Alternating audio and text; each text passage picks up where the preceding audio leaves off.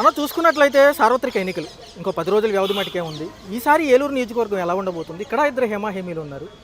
దాని గురించి చిన్న విశ్లేషణ చెప్పండి.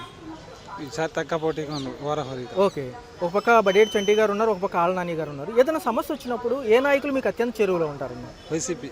ఓకే అన్న, మరి చూసుకున్నట్లయితే ఒక పక్క చెప్పండి అన్న. పథకాలైనా కానీ సంక్షేమ పథకాలు కానీ ఏమైనా వైసీపీలోనే అమలైనవి. ఓకే అన్న, మరి చూసుకుంటే ఈ సంక్షేమం ద్వారా ఏ లబ్ధి చేకూరింది, ఎంతవరకు బాగుంది అనుకుంటున్నారు? అమ్మఒడే కానీ ఆసరా కానీ తర్వాత ఏ సంక్షేమ పథకాలైనా అన్నీ అమలు అవుతున్నాయి.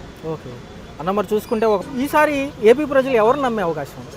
జగన్ అనే నమ్మకం. ఓకే 90% ఆయన వల్ల సాధ్యం అవుతుంది. ఇవన్నీ మాయ మాటలు చెప్తాం వల్ల అన్నీ ఆయన వల్ల సాధ్యం అవుతుంది. జగన్ వస్తేనే మళ్ళీ బాగుంటుంది పరిపాలన. సో రాష్ట్ర వ్యాప్తంగా చూసుకున్నప్పుడు ఫ్యాన్ వస్తుందా, సైకిల్ వస్తుందా అంటే ఒక మాటలో ఏం చెప్తారు? ఎక్కువ శాతం ఫ్యాన్ వస్తుంది. ఓకే, నెక్స్ట్ సీఎం ఎవరంటే? జగన్. ఓకే.